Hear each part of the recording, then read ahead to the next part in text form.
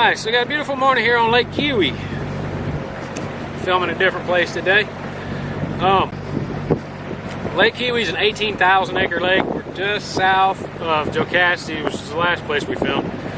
It's 18,000 acres. It's 387 miles of shoreline. Max depth's 297 feet. Average is about 54. It's named from the Cherokee Little Town that used to sit on the bank of the river here, which is now under the lake. It's known as the place of the mulberry. Bass fishing is popular here. There's 4 types of bass. There's trout, there's catfish. It's crazy, such a beautiful place is known for so much death. You had the Cherokees fighting with the British and a couple of massacres down here, and then there's been 32 deaths up here on this lake in the last 25 years. The accidents, people jumping off rocks and drowning. It's crazy. There's a lot of death for such a beautiful place, but hopefully we don't run into that today and just find some beautiful stuff to look at.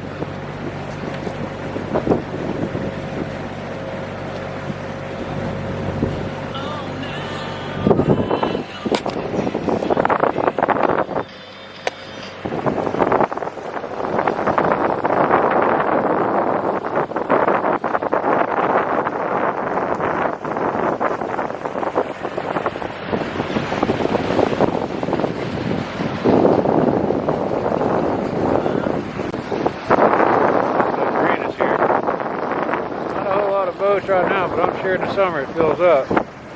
Right now everybody's going to be pulling them out because of winter coming. This place does freeze up here.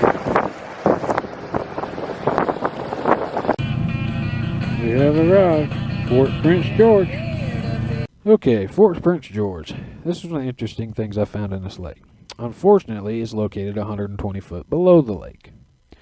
The fort was built in agreement with the Cherokees because of the growing French presence in the area and their influence on their rivals, the Creek and the Choctaws. Started in 1754, the fort took 2 months to complete.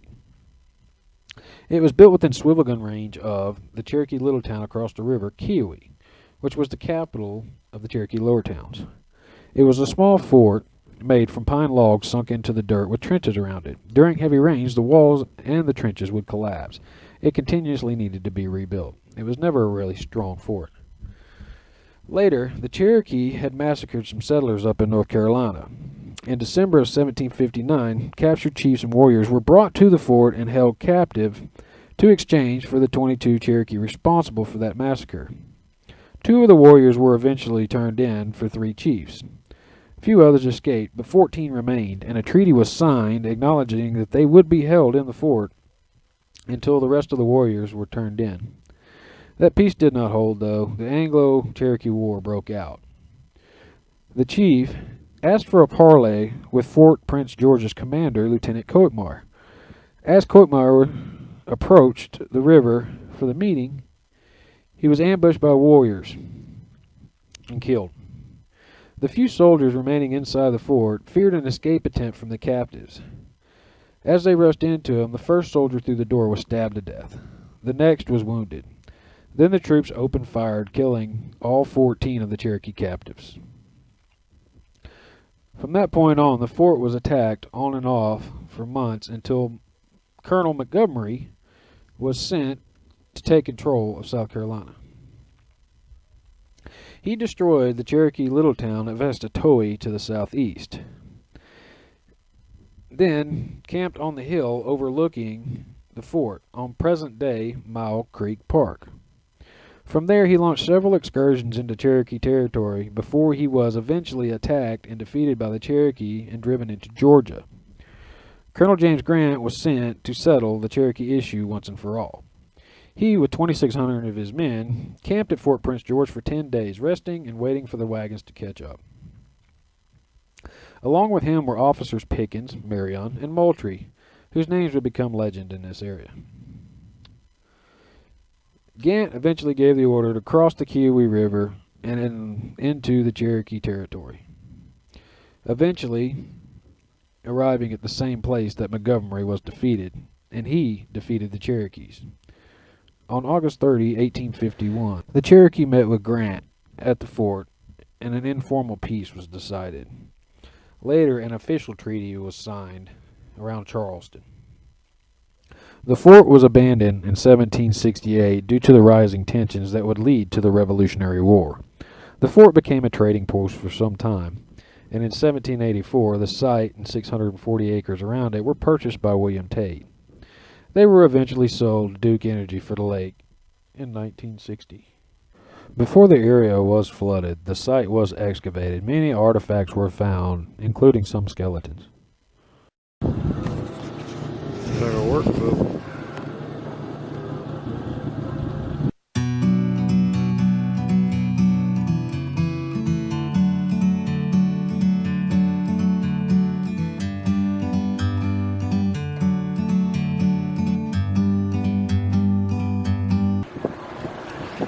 A little windy out here today. Whitecapping pretty good, but God, look at that view.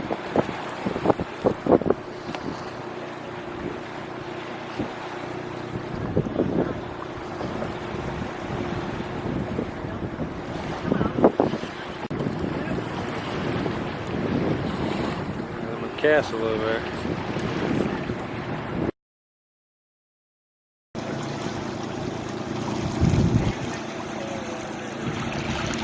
Estatoee boat launches.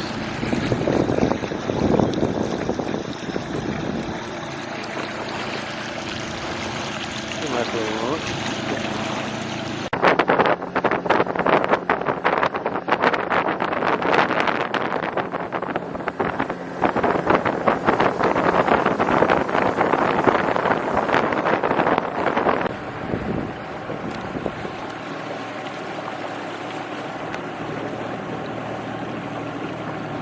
Beautiful views. Looks like the geese are resting at the golf course.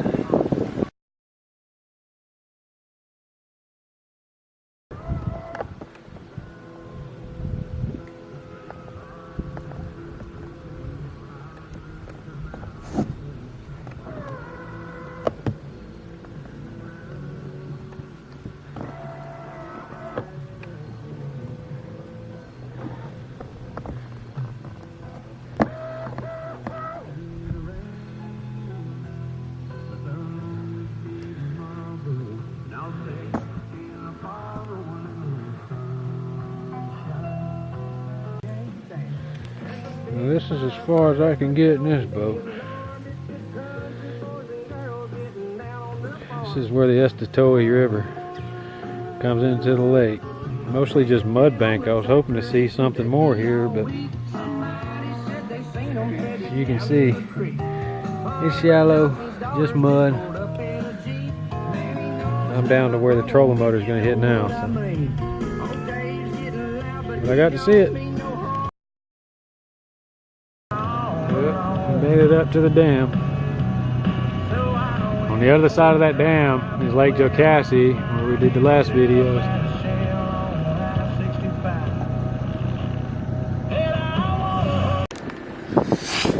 Alright, so it's day 2 on Keowee. It's a little more windy and colder than it was yesterday, so this ought to be interesting. It was a pretty hard beat yesterday across that lake.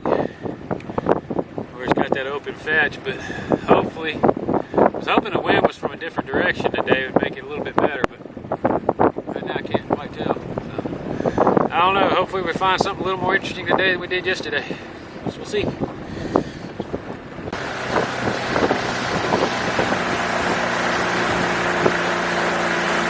Not something you see every day.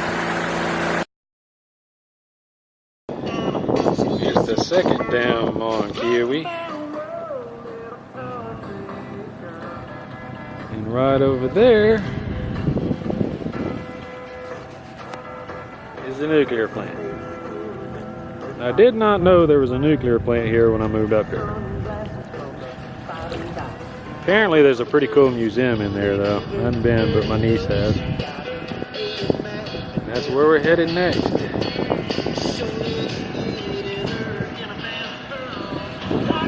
All the way over there is where we come from.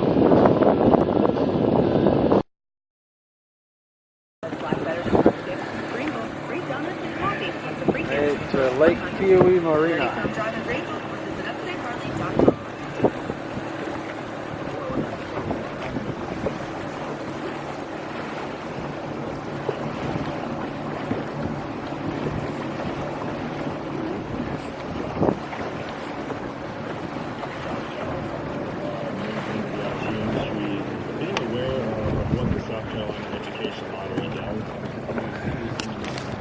That is a huge houseboat. Not on call. It's got to be a doctor. That thing is humongous.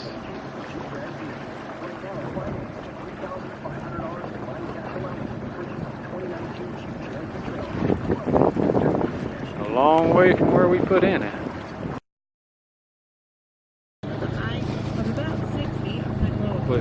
Like a castle. I'm not sure what this is. I'm going to have to look it up and get back to you.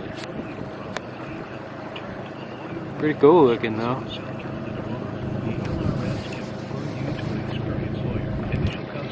I'm starting to wonder if that's not some rich guy's house. Pretty cool though. Okay, so on this castle, I was able to figure out that it was a private residence. Pretty crazy story. The guy actually spent $4 million to build this place, and in 2010 ended up getting it repossessed. It resold for about $650,000. The current value is $3.8 million. So somebody seriously lost and somebody seriously gained. Yeah, I'm way down here on Lake Keowee. Found the marina. Some castle looking thing. I'm freezing butt off today. The wind is quite fierce. Come across that lake, it's cold. Right here, it's slow and calm. It's not so bad. The sunshine is nice, but man, coming across that lake, I'm just looking for something interesting to show you guys. That's a pretty big park over there.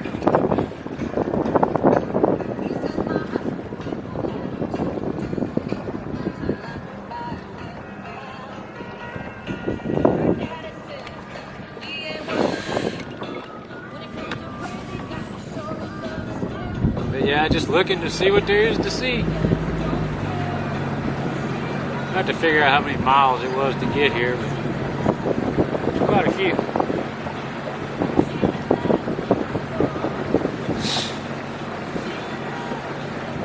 Nothing like being on the coast.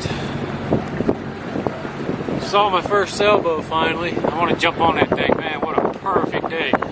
Not even a sailboat out here. Absolutely perfect day for sailing. You'd be screaming across that water.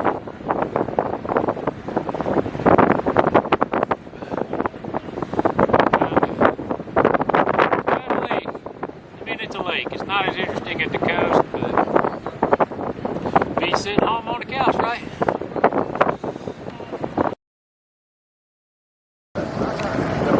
Another landing. I'm gonna do one thing. We do have some nice boat ramps.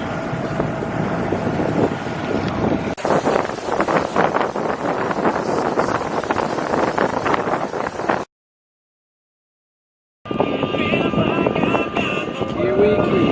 There's the gas pump.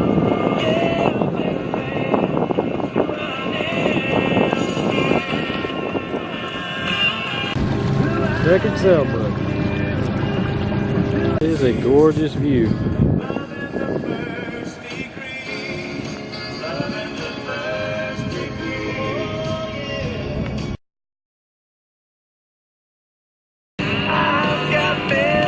Sunset Marina. Nice. Always good to know where that guy is. I think he's close to where I put in. That's the hazard of launching a drone by hand, retrieving it by hand. Sometimes it gets you. Luckily, it wasn't bad at all. Just lost a little nail. It could have been a lot worse.